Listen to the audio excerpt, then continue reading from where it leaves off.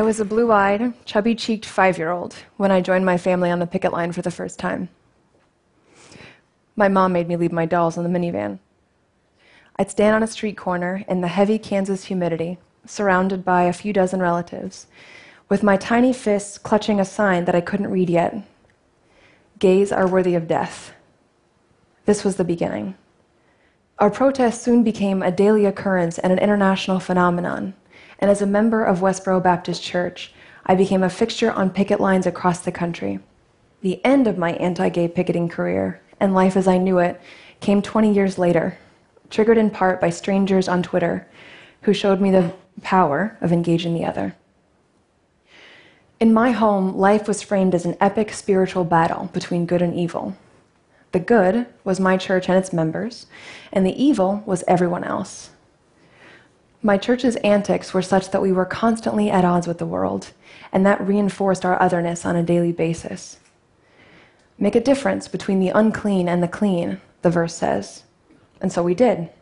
From baseball games to military funerals, we trekked across the country with neon protest signs in hand to tell others exactly how unclean they were and exactly why they were headed for damnation.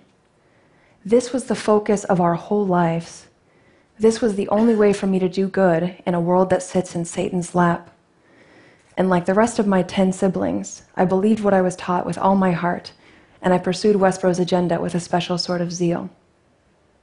In 2009, that zeal brought me to Twitter. Initially, the people I encountered on the platform were just as hostile as I expected.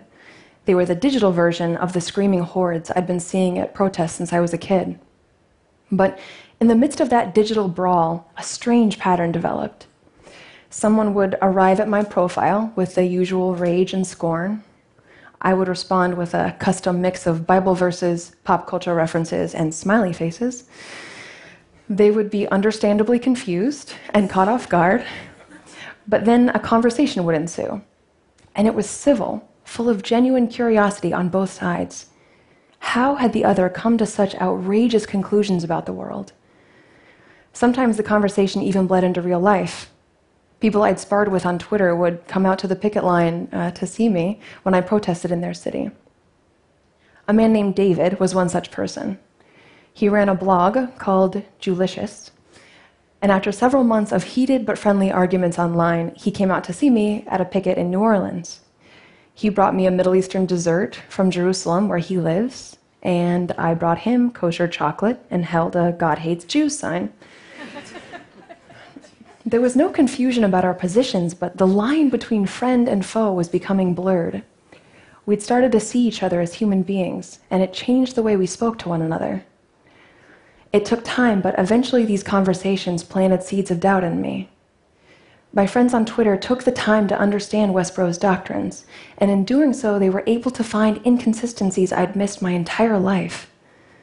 Why did we advocate the death penalty for gays when Jesus said, "Let he who is without sin cast the first stone"? How could we claim to love our neighbor while at the same time praying for God to destroy them? The truth is that the care shown to me by these strangers on the internet was itself a contradiction. It was growing evidence that people on the other side were not the demons I'd been led to believe. These realizations were life-altering. Once I saw that we were not the ultimate arbiters of divine truth, but flawed human beings, I couldn't pretend otherwise. I couldn't justify our actions, especially our cruel practice of protesting funerals and celebrating human tragedy. These shifts in my perspective contributed to a larger erosion of trust in my church, and eventually it made it impossible for me to stay. In spite of overwhelming grief and terror, I left Westboro in 2012. In those days just after I left, the instinct to hide was almost paralyzing. I wanted to hide from the judgment of my family, who I knew would never speak to me again, people whose thoughts and opinions had meant everything to me. And I wanted to hide from the world I'd rejected for so long, people who had no reason at all to give me a second chance after a lifetime of antagonism. And yet, unbelievably, they did. The world had access to my past because it was all over the internet, thousands of tweets and hundreds of interviews, everything from local TV news to the Howard Stern show. But so many embraced me with open arms anyway. I wrote an apology for the harm I'd caused, but I also knew that an apology could never undo any of it. All I could do was try to build a new life and find a way somehow to repair some of the damage. People had every reason to doubt my sincerity, but most of them didn't. And given my history, it was more than I could have hoped for. Forgiveness and the benefit of the doubt. It still amazes me. I spent my first year away from home, adrift with my younger sister, who had chosen to leave with me. We walked into an abyss, but we were shocked to find light and a way forward in the same communities we targeted for so long. David, my Jewlicious friend from Twitter, invited us to spend time among a Jewish community in Los Angeles. We slept on couches in the home of a Hasidic rabbi and his wife and their 4 kids. The same rabbi that I'd protested 3 years earlier with a sign that said, "Your rabbi is a whore." We spent long hours talking about theology and Judaism and life while we washed dishes in their kosher kitchen and chopped vegetables for dinner. They treated us like family. They held nothing against us. And again, I was astonished. That period was full of turmoil, but one part I've returned to often is a surprising realization I had during that time, that it was a relief and a privilege to let go of the harsh judgments that instinctively ran through my mind about nearly every person I saw. I realized that now I needed to learn. I needed to listen.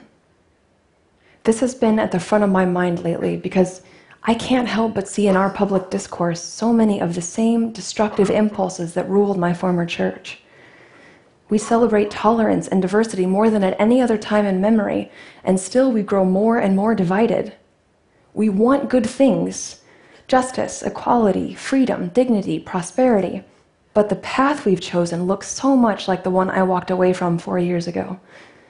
We've broken the world into us and them, only emerging from our bunkers long enough to lob rhetorical grenades at the other camp. We write off half the country as out-of-touch liberal elites or racist, misogynist bullies.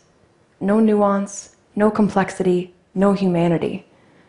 Even when someone does call for empathy and understanding for the other side, the conversation nearly always devolves into a debate about who deserves more empathy.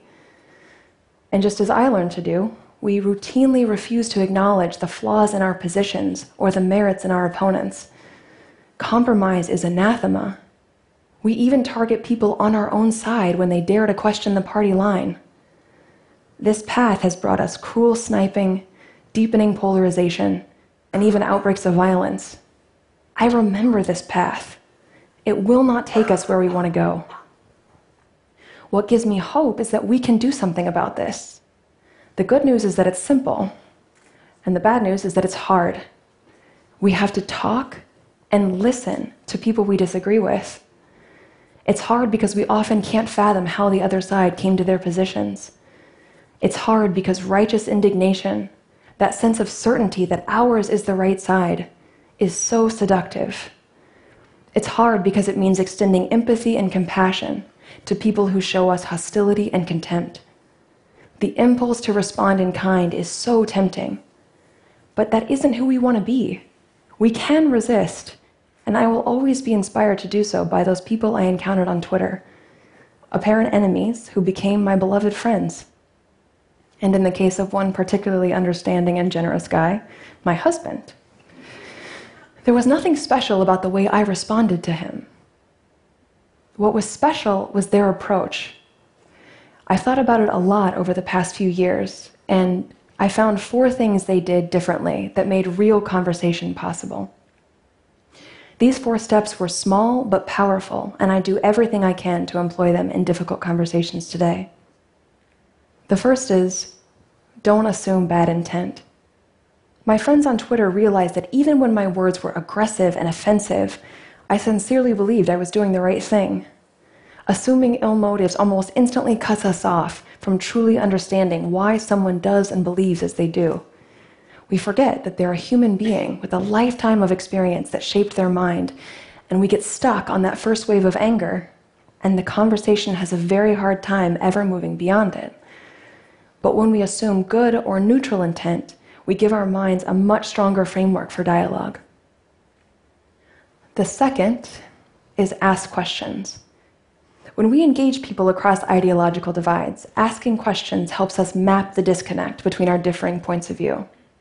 That's important because we can't present effective arguments if we don't understand where the other side is actually coming from, and because it gives them an opportunity to point out flaws in our positions. But asking questions serves another purpose. It signals to someone that they're being heard. When my friends on Twitter stopped accusing and started asking questions, I almost automatically mirrored them. Their questions gave me room to speak, but they also gave me permission to ask them questions and to truly hear their responses. It fundamentally changed the dynamic of our conversation. The third is stay calm. This takes practice and patience, but it's powerful. At Westboro, I learned not to care how my manner of speaking affected others. I thought my rightness justified my rudeness. Harsh tones, raised voices, insults, interruptions. But that strategy is ultimately counterproductive.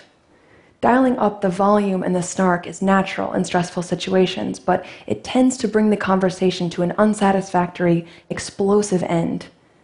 When my husband was still just an anonymous Twitter acquaintance, our discussions frequently became hard and pointed, but he always refused to escalate. Instead, he would change the subject. He would tell a joke or recommend a book or gently excuse himself from the conversation.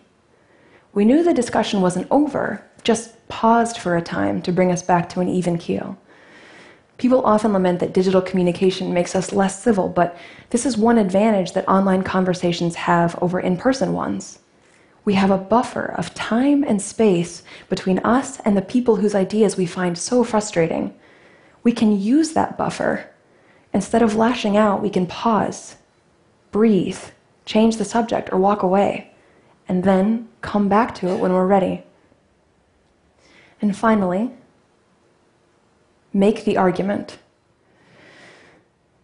This might seem obvious, but one side effect of having strong beliefs is that we sometimes assume that the value of our position is or should be obvious and self-evident, that we shouldn't have to defend our positions because they're so clearly right and good, that if someone doesn't get it, it's their problem, that it's not my job to educate them.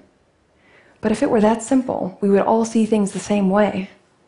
As kind as my friends on Twitter were, if they hadn't actually made their arguments, it would have been so much harder for me to see the world in a different way. We are all a product of our upbringing, and our beliefs reflect our experiences. We can't expect others to spontaneously change their own minds. If we want change, we have to make the case for it. My friends on Twitter didn't abandon their beliefs or their principles, only their scorn. They channeled their infinitely justifiable offense and came to me with pointed questions tempered with kindness and humor. They approached me as a human being, and that was more transformative than 2 full decades of outrage, disdain, and violence. I know that some might not have the time or the energy or the patience for extensive engagement, but as difficult as it can be, reaching out to someone we disagree with is an option that is available to all of us. And I sincerely believe that we can do hard things, not just for them, but for us and our future. Escalating disgust and intractable conflict are not what we want for ourselves or our country or our next generation. My mom said something to me a few weeks before I left Westboro, when I was desperately hoping there was a way I could stay with my family. People I have loved with every pulse of my heart since even before I was that chubby-cheeked 5-year-old, standing on a picket line holding a sign I couldn't read. She said, "You're just a human being, my dear, sweet child." She was asking me to be humble, not to question, but to trust God and my elders. But to me, she was missing the bigger picture, that we're all just human beings, that we should be guided by that most basic fact and approach one another with generosity and compassion. Each one of us contributes to the communities and the cultures and the societies that we make up. The end of this spiral of rage and blame begins with one person who refuses to indulge these destructive, seductive impulses. We just have to decide that it's going to start with us. Thank you.